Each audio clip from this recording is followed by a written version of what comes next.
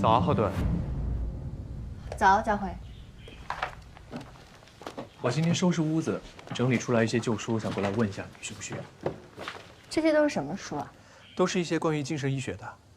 看上去还挺有意思的。那我不客气了。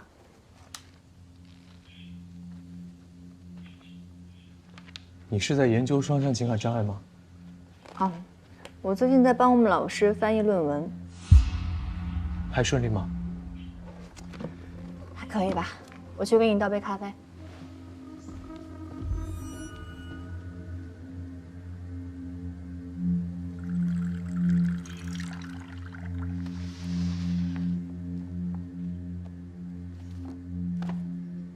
认知功能的损害，到底是双向情感障碍带来的损害，还是药物治疗的影响？目前是存在争议的。你对这方面有研究吗？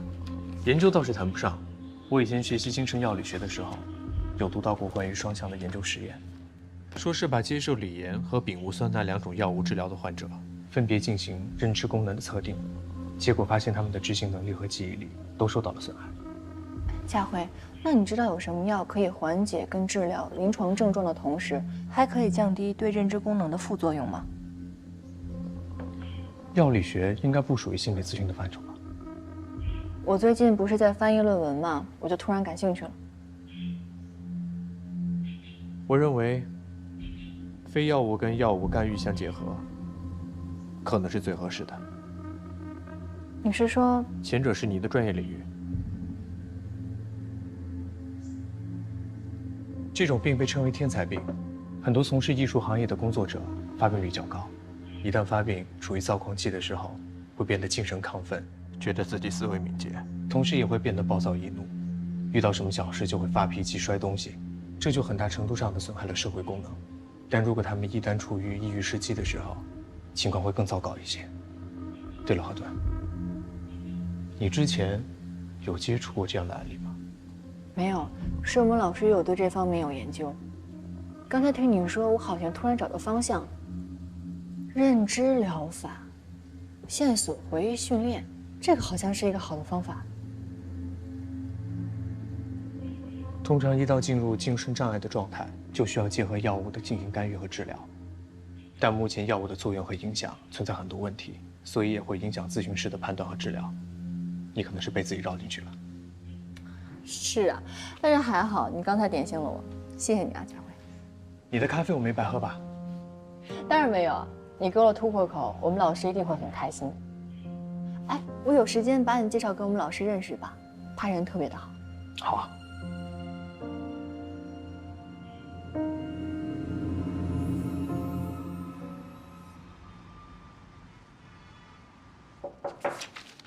进。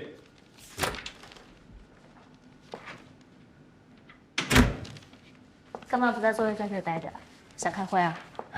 我在开新飞业化前期期的策划案。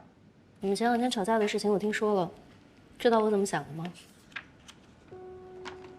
怎么想的？其实对我来说，任何节目都一样。你想用这个节目赢过王卓，我也可以有漂亮的收听率和关注度，我们各取所需，我觉得挺好的。所以这一次，我支持你。姐，我变卦了。之前东子说我没有想好节目的目标跟定位，这2天我反思了一下，终于知道为什么咱们节目只能卡在第2上不去了。咱们的节目说教性太重，没有用心去感受听众，跟他们互动。每一期节目，我们基本只关注我们要聊什么，而且大多数都是从学术的角度去跟他们探讨怎么解决。我们没有跟进听众，跟进他们是否真的听了我们节目有什么收获，或者他们还需要什么。行，细枝末节的我就不管了，你可以自己搞定。哦对，明天策划会别忘了。好，放心吧。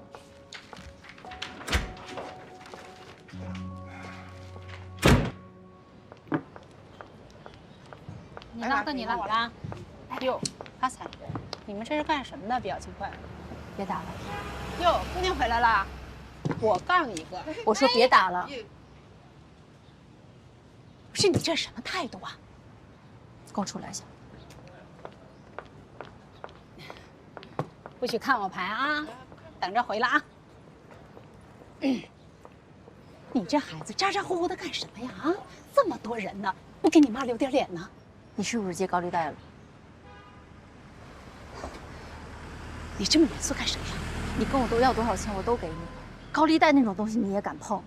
高利贷，我都看了，那上面利息不高的。再说了，你现在都没有工作，我找谁要钱去？你要多少钱？你跟我说，我想办法。我哪次没满足你？那些人就是拿准了你看不懂条例，到时候利滚利，我2辈子工我都还不起。我就借了3万块，哪有你说的那么夸张啊？我这次想办法帮你还上。你答应我以后不再借。你帮妈还啊，帮妈还，真是妈的好闺女。那你答应我？答应答应。妈，曲小红，你能不能让我省点心啊？我这辈子因为你，我没有睡过1天安稳觉。我每天一闭上眼睛，我就会想到小时候，我就怕门外又有人追着讨债。你能把家底都掏空了拿去炒股，连我爸治病的钱都不放过。是，我是把你爸治病的钱都拿走了，我没有尽到一个妻子的责任。可是我对你呢啊，我一把屎一把尿把你拉扯大，你现在指着我的鼻子教训我呀啊！你别忘了，再怎么样我是你妈。你是我妈，你尽我当妈的责任吗？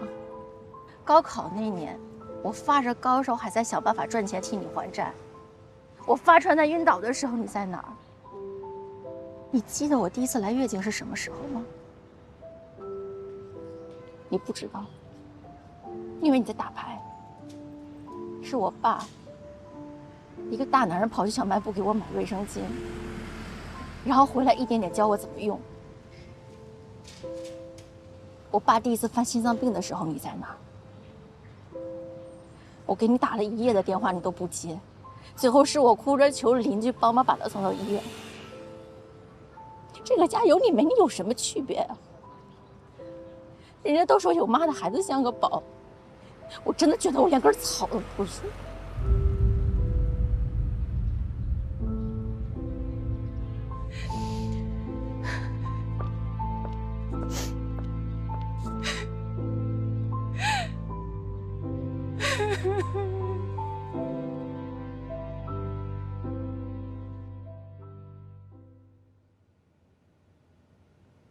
你少来这套吧！你当初不就看中他有争议、有话题热度，才把他拉进来的吗？你尊重他，你把我放哪儿啊？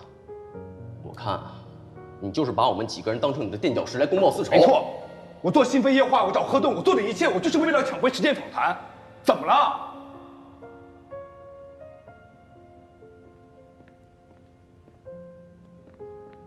钱哥，哎，你怎么也跟他们去吃饭啊？你不是要看精选评论吗？我还没弄完呢。怪我，怪我。没事儿，我囤了好多酸辣粉呢，有它就行了。那哥，你先忙。小丽，你觉得那天我跟东子说的话，是不是有些过分了？话是冲了点儿，但是我觉得你说的是对的。一个心理咨询师在抹去来访者的信息之后，我认为是可以做研究和分享的。你看，弗洛伊德还写书了呢。但是吧，这件事儿怎么说都不应该是我们去要求贺老师，除非是贺老师自己主动想分享，你说是吧？所以我感觉钱哥你膈应就膈应在了这儿，你感觉不应该为了我们节目的利益去道德绑架贺老师，让贺老师做自我牺牲。没错，还有就是一个心理咨询师要治愈一个来访者的咨询疗程，可能需要几个月，甚至可能会是几年。就算何老师肯提供素材，但他也赶不上咱们每周3期的量跟进度，这不是长久之策。对啊。哎，钱哥，我刚刚整理精选评论的时候，有一个热度最高的留言，她说她老公的妹妹最近搬来家里住了，每天她老公一回家，她妹妹就往她老公身上挂，还要亲亲，都是成年人了，没日没夜的嚷着跟她老公一起睡，她现在很是困扰，想问问我们有没有什么办法能让他妹妹不要这么自私。情感纠纷？应该不是。这条留言的第一热评好像是一个心理咨询师写的。他说：“这位朋友，你应该让你的家人带你去医院看一下，你应该是得了重度产后抑郁，你老公的妹妹，可能就是你的女儿。”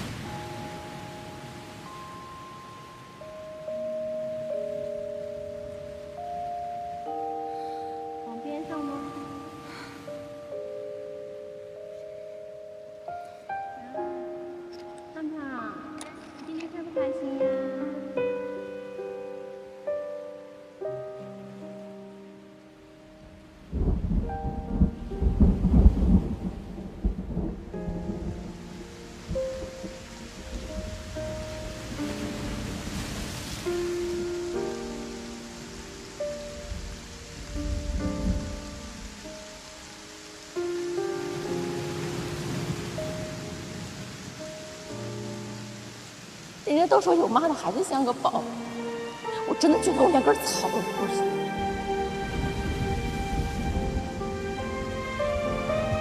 当小三，网友都知道了，还追着曹总不放，这不怕唾沫星子淹死你啊？穿的这么少，看着我不要脸！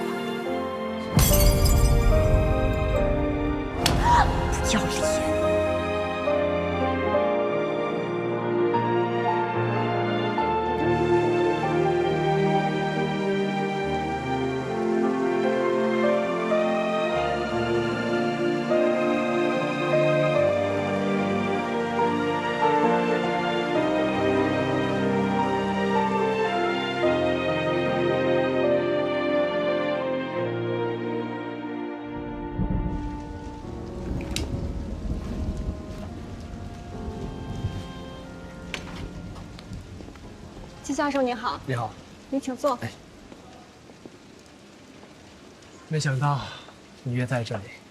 这里有什么特别之处吗？我那个徒弟啊，搞了份副业，在这个地方做了档电台节目，叫《心飞夜话》是吧？我们主编也经常提起，叫我们多听听。贺心理师年轻有为啊，在电台节目跟心理咨询方面都很有建树。我想他一定是你引以为傲的得意门生吧。傲谈不上，不过得意确实是有。那季教授，咱们就开始吧。好。这次采访主要是想了解一下您的新书计划。作为心理学界的泰斗，同时还担任着海事心理学会会长的重任，您出书的消息一传出来，就立马引起了业界的广泛关注。记者头子，你就别给我这老头子戴高帽了。那您方便给我们这些对新书翘首以盼的读者透露一点独家消息吗？我这本书虽然大家也是最近才知道，但在挺早的时间我就开始着手准备了。想必这其中一定承载了您的很多心血。当初之所以想写这本书，是受到了一位故人的启发，他让我意识到向大众普及心理学是件重中之重，关乎健康乃至生命的大事，也是我自己应当承担起来的责任。那您的这位故人是男性还是女性呢？这重要吗？季教授，不好意思，您继续。但向大众推广一门比较复杂的学科并不容易。以前我的书也大多是向行业内的人互相交流探讨。这次这本书呢，旨在把一些晦涩难懂的专业知识，用大众更容易理解和分析的方式呈现出来。听起来是本特别让人推荐的新书，但是我想知道的是，您作为心理协会的会长，平时要打理会里的工作，您的时间是怎么安排的呢？辛苦是自然的，不过未来我会让我的学生承担一部分的工作，我也很期待尽快的完成，在半年内和大家正式见面。您说的学生是贺顿吗？是的，他不但是我学生，还是我的得力助手。果然像大家说的那样，您和贺老师的关系很好。待他久了，看到他就像看到孩子一样。这也算是对您多年来膝下无子的一种慰藉了。没有孩子不算遗憾，那爱人呢？你有爱过什么人吗？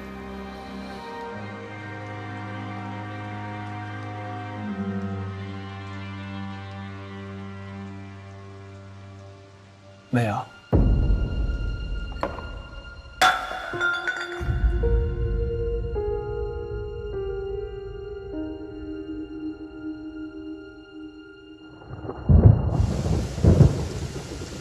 待他久了，看到他就像看到孩子一样。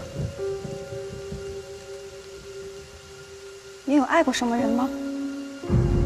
没有。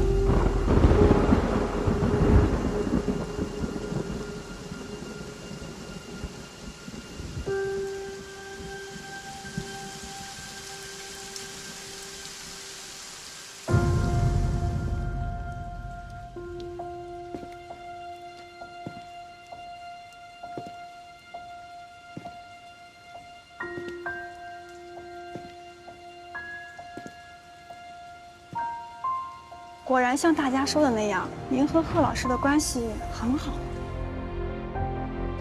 你说你没爱过，你为什么说你没爱过？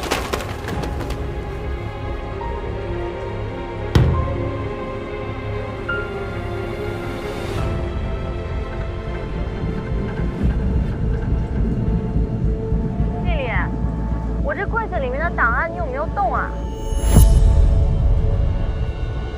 没有啊。那不是你放来访档案的柜子吗？你千叮万嘱不让别人碰的呀。出什么问题了吗？哦，没事没事，可能是我自己放乱了。外面下雨了，你注意点啊。那你自己也小心一点啊。拜拜。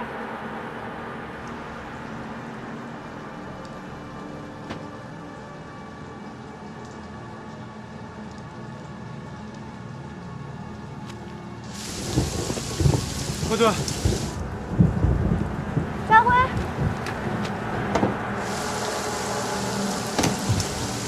家辉，家辉，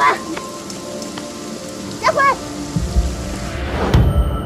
你有爱过什么人吗？没有。你为什么说你没爱过？家辉。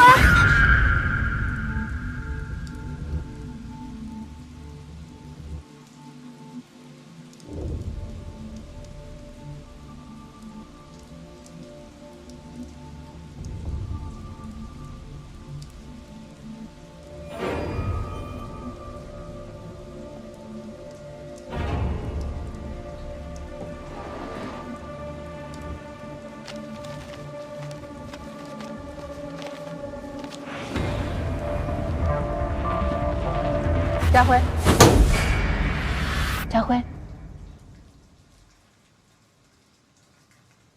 没事吧？你发烧了？你慢点。头晕不晕？等我一下。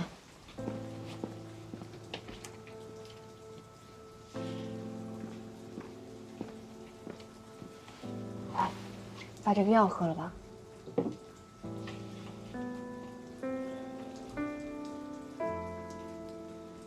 你还好吗？谢谢。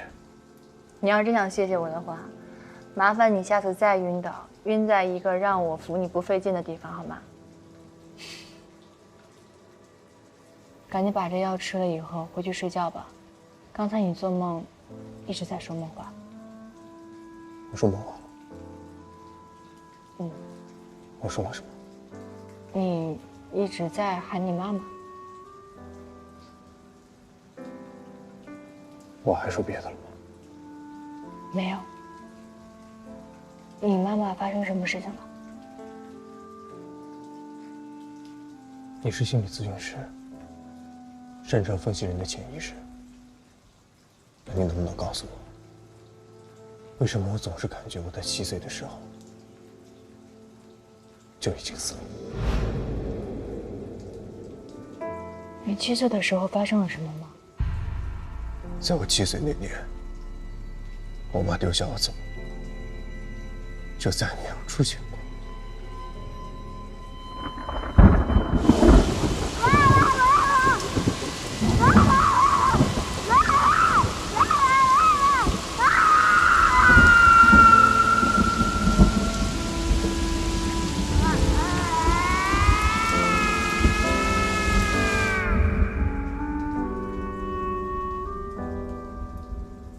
带着我妈，带着你，咱们离开这个伤心的地方，重新开始。顿顿是我的孩子，他要跟我住在一起。那你这是告诉我，你的选择了。你还没有回答我为什么总是感觉在我7岁的时候就已经死了。我虽然是心理咨询师，可是我分析问题只针对我的来访者。你的问题我回答不了，我现在只知道你生病了，需要休息。给你添麻烦了，谢谢。我先回去。等一下。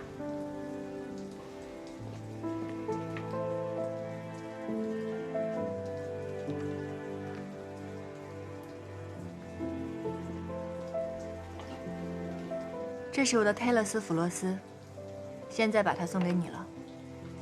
我记得我小时候有一次生病，我妈妈把这个送给了我，也不知道是不是心理的作用，我抱着它睡觉，马上病就好了。从此以后，它就成为了我的守护神，我走到哪里都带着它。现在，我把它转送给你了。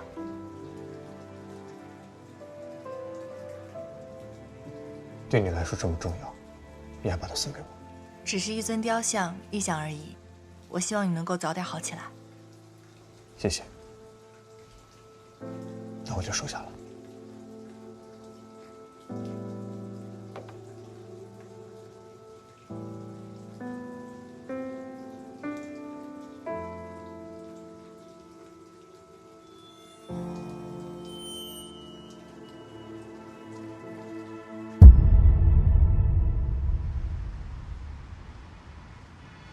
这里改一下。没事，不着急。查到了吗？我现在下楼。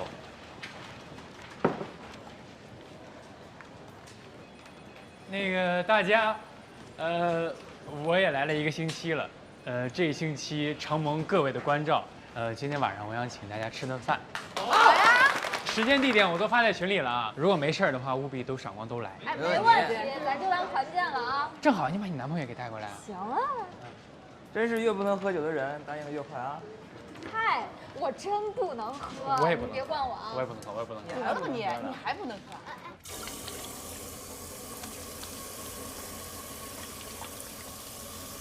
哎，晚上你想吃啥呀？我想吃点辣的。我跟你说，那家香酒馆特别好吃。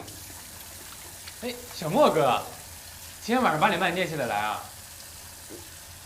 我吗？啊。好。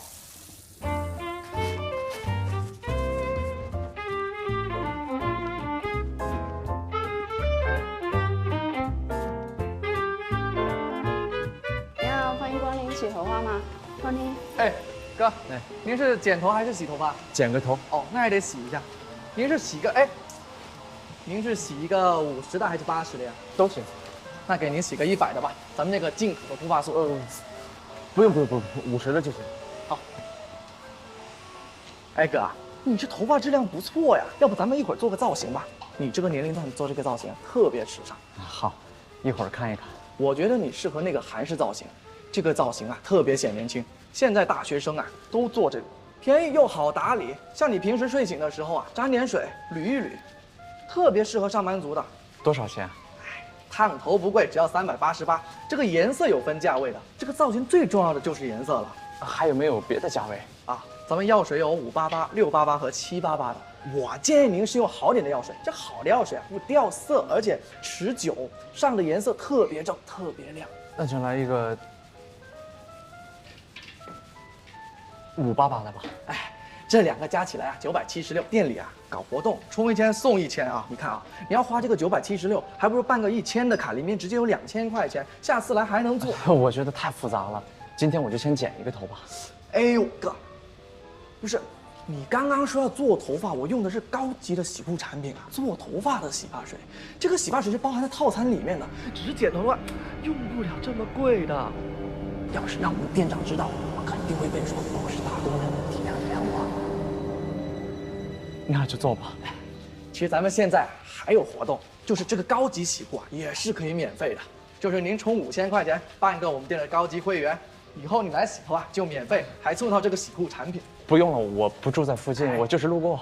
咱们这是连锁店，你办这卡到哪都能用，而且5000块钱又不多，你要用不完的话，给你的朋友用也可以，特别实惠。没朋友。哎，您说什么哥？可以是吧？那一会儿给你办卡了啊，以后啊，你想洗头就找我，一会儿咱们加个微信，交个朋友，我叫 Tony 2，以后你的头我包了。Tony 2，挺个性的吧？我的寓意就是啊，我一个人顶2个托尼。您确实是。哎，这一份5000。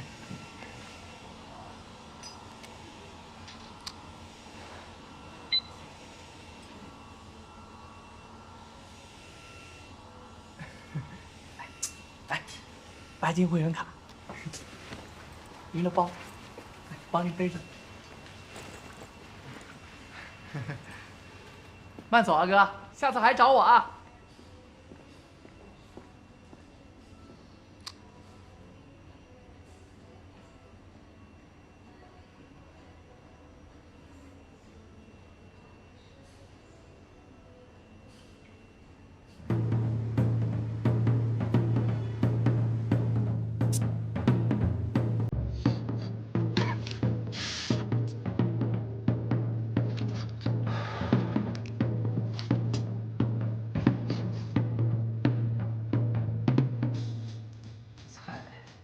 上齐了，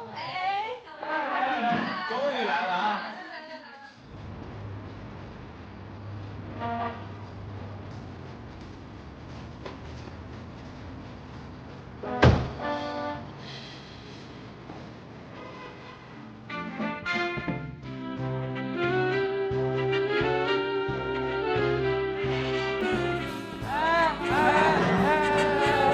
没事没事，来得早不如来得巧，正好。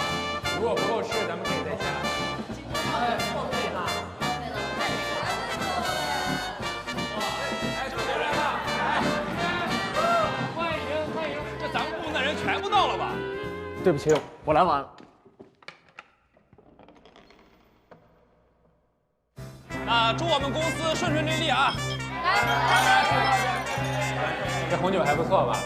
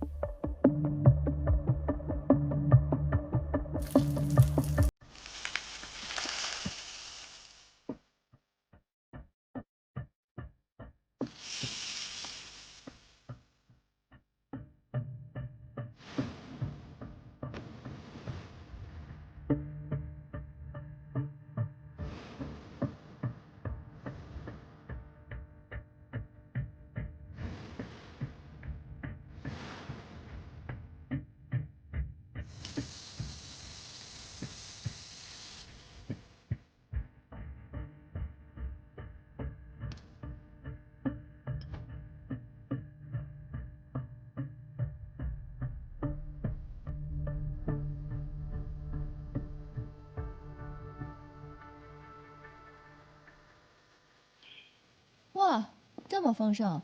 我们家丽丽转型了。嗯，我怎么觉得你有情况啊？有吗？啊，我今天去面试。面试？恭喜我们家汤总终于出山了啊！看着你的小工作室步入正轨，我就安心了。你要继续搞我的事业。等一下，看你面带桃花，我怎么闻到一股恋爱的芬芳呢？有吗？嗯。我怎么觉得是你的呢？我怎么了？这味儿是钱开义的活力海洋呢，还是叶家辉的血色木调呢？别乱说了，我待会儿还要去咨询呢，不跟你拼。今天我没有过去吧？我要走了。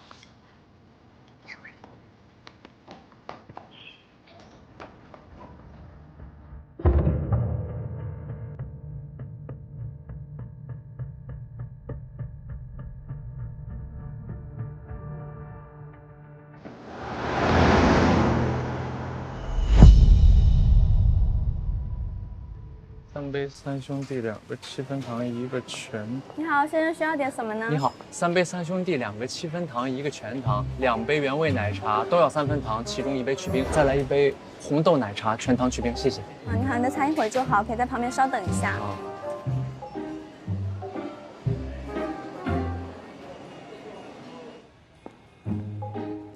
昨天真是喝太多了，可惜小梦不在，不然还有人能来挡挡酒呢。就是，哎，他怎么没来？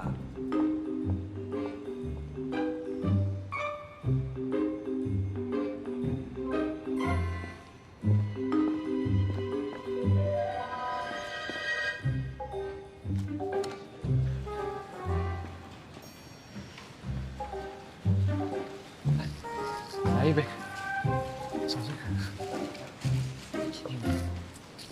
那个，顺便路过，给你烧1杯。谢谢。你是5分糖吗？哎，谢谢小某哥。你也是5分糖。昨天晚上没跟他说是我们让你换的地方吗？没有，我压根就没提，他也没主动碰。谢谢小莫哥。哎，小莫哥，你怎么还烫头发啦？我昨天路过，弄了弄，挺好看。那个莫哥，谢谢你啊，昨天你没来，真是太可惜了。没事，因为我昨天晚上家里面正好有急事儿，所以赶不及去。没事，那下次咱一起。哎，小莫，这个多少钱啊？转给你。哎，于姐，你这客气了，我顺便捎带手的事儿。下次一定收钱啊。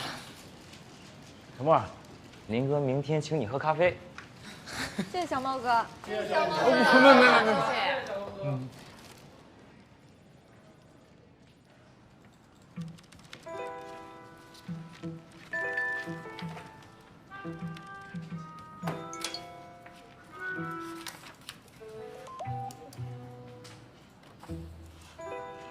今晚继续啊！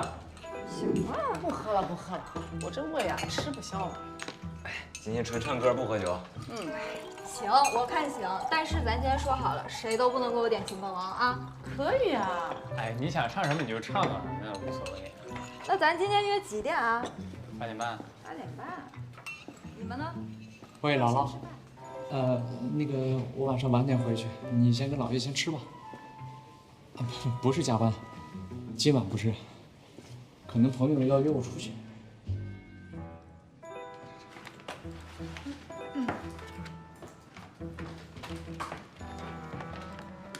哎，小莫哥，我们先走了啊。小莫哥，我们走了。好，我们走了，明天见啊。明天见。拜拜。好，玉姐。啊，拜拜，辛苦兄弟啊。拜拜。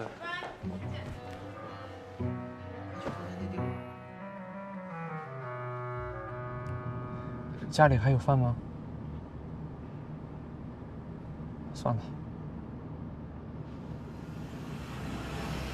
好了，刚才在我们的节目当中啊，我们聊到了家庭关系，家长与孩子之间如何有效沟通，以及家庭职责之间是否应该保持一个合适的距离。小莫哥，你还在公司吗？领导突然让我发策划案给他，我电脑里有文字版，你能帮忙把 PPT 做一下吗？感谢，实在走不开。这里有一个听众朋友啊问到，他说人与人之间的距离分寸应该如何去界定？我觉得不光是在家庭关系当中，其实无论是职场、社会或者学校，我们都需要去理性。我收到了一则留言呢，是一个朋友倾诉了他最近的一个烦恼。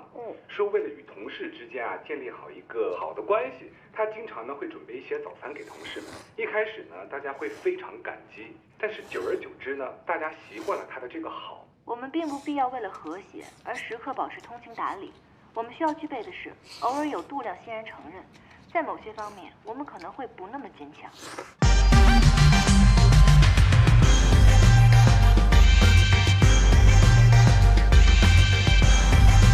一切维系人际关系的关键都在于如何尊重自己，而不是顾此失彼。那如果各位听众朋友们有需要任何的心理咨询帮助呢，可以前往何老师的幸福谈工作室来接受专业的心理咨询。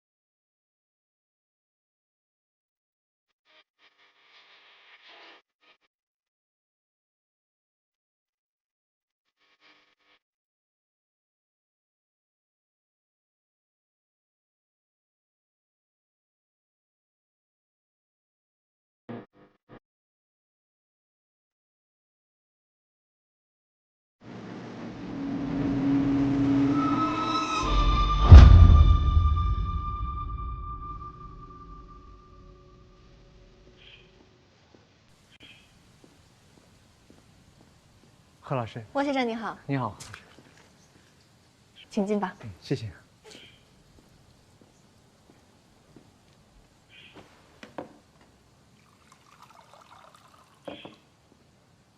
先喝点水吧。谢谢。这是您的座位啊。啊，没关系的。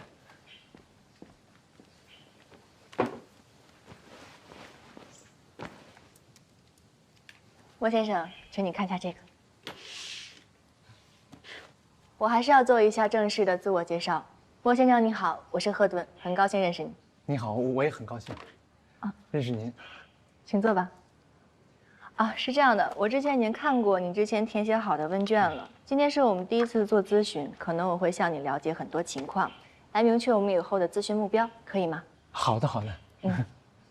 我可以问一下，你是为什么来这里吗？我就是您在电台里面说的，不懂得如何拒绝别人，不好意思，我不太会说话。没关系，我们慢慢来。是在什么样的情况下不知道如何拒绝别人？就是同事想找我帮忙，但是我也有我自己的工作，但每一次都是最后稀里糊涂的就答应了。哦，我在咨询的时候可能要做一些记录，不好意思。您请，没关系。像这种情况，一天大概有几次呢？大约3到5次左右吧。每一次你都会答应吗？是啊。可以举例说明一下吗？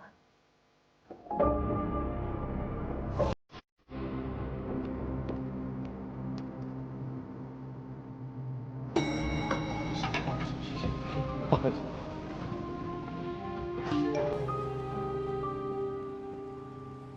小莫，你还没到公司的话，帮我带杯拿铁呗。哎，我要卡布奇诺，大杯美式去冰。我那边要特制的。你当时内心的想法是什么？我想我得快点去。快点去是你最终的决定，在你决定前有没有别的想法？其实我也不太想去。明白。其实你内心对这件事还是让你觉得有苦衷，很为难。因为那天下了大雨，我全身淋湿了，好不容易赶到公司，他们突然让我去买咖啡。小莫，你还没到公司的话，帮我带杯拿铁呗。哎，我要卡布奇诺，大杯美式去冰。我那边要特制的。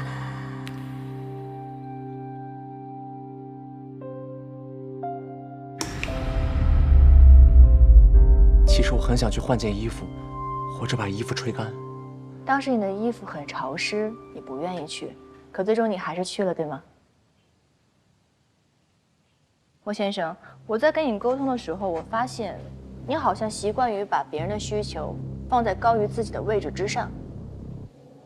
贺老师，我也不知道为什么，我有时候不仅不懂得如何拒绝别人，甚至还会讨好别人。有一次，公司的一个新同事请全公司人出去吃饭，但中途他们换了饭店的地址，也没有告诉我。对不起，我来了。那天晚上，我一晚没合眼。我一直在想，我到底做错了什么，让他们这么讨厌我？但是你知道吗？第2天我还是给全公司买了奶茶，我也不知道为什么，明明是他们做的不好。买完奶茶之后呢？他们说下次一起去，但是当天晚上唱 K 还是没叫我。其中一个同事还让我帮他做 PPT。那你做了吗？做了。如果当时你拒绝这个同事，你觉得最坏的结果会是什么？